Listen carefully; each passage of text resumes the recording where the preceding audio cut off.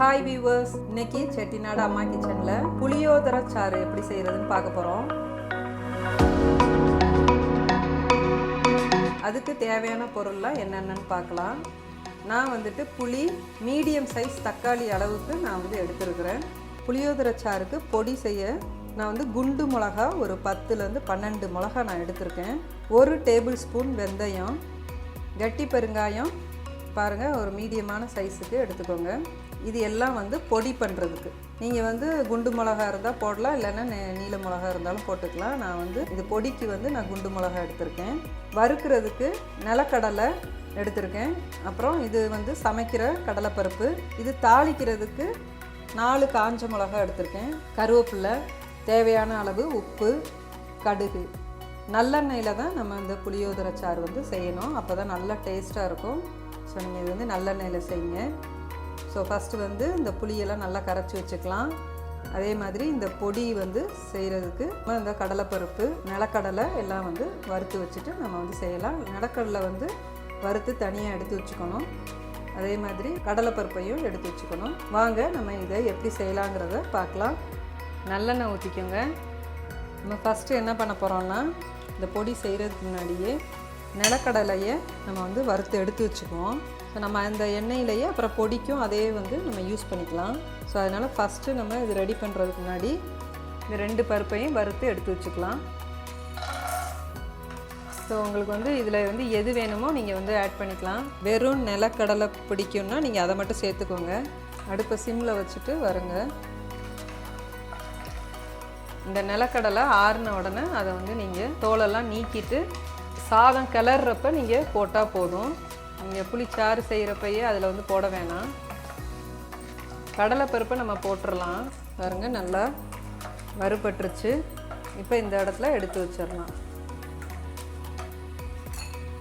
பாருங்கள் கடலையெல்லாம் இப்படி நல்லா வெடித்து வருது. இந்த பக்குவத்திலே நீங்கள் எடுத்து வச்சுருங்க. இப்போ நம்ம பொடிக்கு இதை வறுக்கலாம். ஃபஸ்ட்டு பெருங்காயத்தை நீங்கள் வறுத்துக்கோங்க. நல்லா இதை பொரித்து எடுத்துக்கோங்க. அப்போ தான் நல்லாயிருக்கும். புளியோதரைக்கு அந்த பெருங்காயம் தான் நல்ல ஃப்ளேவரே. பாருங்கள் நல்லா பொரிஞ்சிருச்சு. இந்த மாதிரி பண்ணினீங்கன்னா உங்களுக்கு அது இப்படி கொஞ்சம் அமுங்கும். ஸோ அதை என்னென்னாக்கா நம்ம இன்னும் நல்லா பொரிக்கிறதுக்கு அது ஹெல்ப் பண்ணும். சம்டைம்ஸ் உள்ளே பொரியாமல் இருந்தால் நீங்கள் பொடி பண்ணுறப்ப அது சரியாக வராது. ஸோ அதனால் இந்த மாதிரி இப்படி ப்ரெஸ் பண்ணிங்கன்னா அது நல்லா வந்துடும். இல்லை நீங்கள் கொஞ்சம் நுணுக்கிட்டு கூட நீங்கள் வறுத்துக்கலாம். இப்போ இதை எடுத்து வச்சிடலாம் தனியாக. இப்போ மிளகாயை வறுத்துக்கலாம். இந்த புளியோதரை பார்த்திங்கன்னா நல்லா இந்த பொடியில் தான் மணமாக இருக்கும். இந்த பொடி செய்கிறது நல்லா பக்குவமாக நீங்கள் மிளகா ரொம்ப கருகிராமல் வருங்க. நல்லா வறுபட்டுருச்சு. இதை எடுத்து வச்சிடலாம். இப்போ வெந்தயத்தை வறுத்து எடுத்துக்கோங்க. இதுவும் நல்லா பொரிஞ்சிருச்சு. இதையும் நீங்கள் எடுத்து வச்சுக்கோங்க. இப்போ அது நம்ம வறுத்து எடுத்துட்டோம். ஆற வச்சு இதை பொடி பண்ணி எடுத்துகிட்டு வரலாம். வாங்க இப்போ நம்ம தாளிக்கலாம்.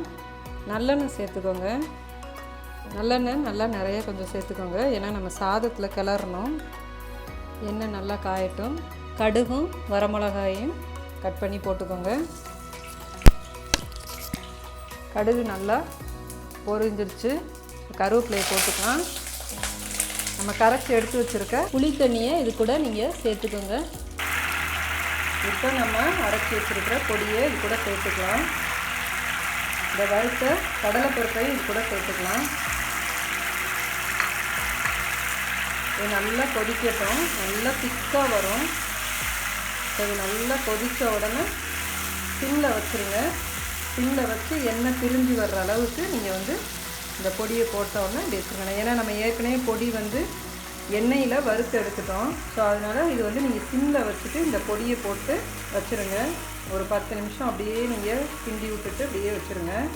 ஸோ இது நல்லா எண்ணெய் பிரிஞ்சு வந்துடும். அப்போ நம்ம எடுத்து வச்சிடலாம். புளியோதரை சாதம் ரொம்ப குலைவாக வடிக்காமல் கரெக்டான பக்குவத்தில் வடித்து ஆற வச்சு நீங்கள் கிளறணும். அப்போ தான் கொஞ்சம் நேரம். இப்போ நீங்கள் நைட்டு கிளறி வச்சிங்கன்னா மறுநாள் மத்தியானம் வரையும் இருக்கும் கெட்டு போகாமல்.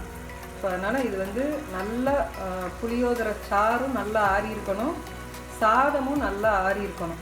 அந்த பக்குவத்தில் இதை நீங்கள் கிளறி நீங்கள் வந்து ஒரு டைட்டான டிஃபன் பாக்ஸ்லையோ இல்லை ஹாட் பாக்ஸ்லையோ நீங்கள் வச்சுட்டிங்கன்னா ஒரு நாள் மட்டும் கெடாமல் இருக்கும். நீங்களும் இது மாதிரி உங்கள் வீட்டில் நீங்கள் ட்ரை பண்ணி பாருங்கள். நான் வந்துட்டு இதில் மஞ்சள் தூள் சேர்க்கலை. மஞ்சள் தூள் சேர்த்தாக்க அது வந்து கலர் அவ்வளோ நல்லா இருக்காது. இந்த மாதிரி மஞ்சள் தூள் சேர்க்காமல் இந்த மாதிரி செஞ்சு பாருங்கள். புளியோதரை வந்து பார்க்கவும் நல்லா கலர்ஃபுல்லாக நல்லாயிருக்கும். இன்றைக்கி செட்டிநாடு அம்மா கிச்சனில் புளியோதரை சாறு நம்ம எப்படி செய்கிறதுன்னு பார்த்துருக்கோம்.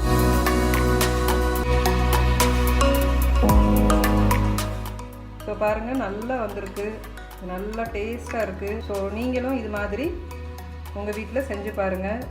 உங்களுக்கு இந்த வீடியோ பிடிச்சிருந்துச்சுன்னா உங்கள் ஃபேமிலி ஃப்ரெண்ட்ஸ்க்கெலாம் ஷேர் பண்ணுங்கள், லைக் பண்ணுங்கள். நம்மளோட சேனலை சப்ஸ்கிரைப் பண்ணாதவங்க நம்மளோட சேனலை சப்ஸ்கிரைப் பண்ணுங்கள். பக்கத்தில் இருக்கிற நோட்டிஃபிகேஷன் பெல்லை நீங்கள் ப்ரெஸ் பண்ணுங்கள். அப்போ தான் நாங்கள் அடுத்தடுத்து போடுற வீடியோலாம் நீங்கள் உடனே பார்க்கலாம். நன்றி.